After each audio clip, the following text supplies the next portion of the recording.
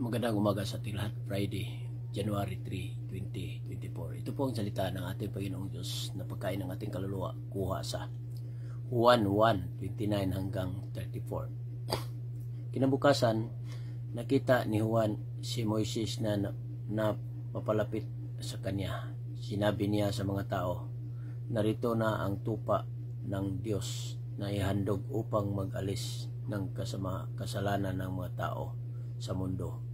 Siya ang tinutukoy ko nang sabihin ko, may isang darating na kasunod ko. Mas dakila siya kaysa sa akin, dahil nariyan na siya bago pa ako ipinanganak.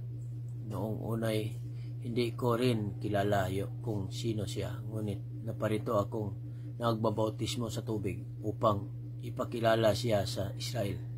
Pagkatapos nagpatotoo si Juan, nakita ko ang banal na espiritu na bumaba mula sa langit tulad ng isang kalapati at nanatili sa kanya. Noong unay hindi ko rin kilala kung sino siya, ngunit ang Diyos na nag-utos sa akin na magbautismo sa tubig ang nagsabi sa akin, kapag nakita mong bumaba ang banal na espiritu at manatili sa isang tao, ang taong iyon ang magbabautismo sa banal na espiritu. Nakita ko ito at nagpatotoo ako na siya ang anak ng Diyos. Ito po ang salita ng ating Panginoong Diyos. Don't forget to like, share my post. Thank you. God bless us all.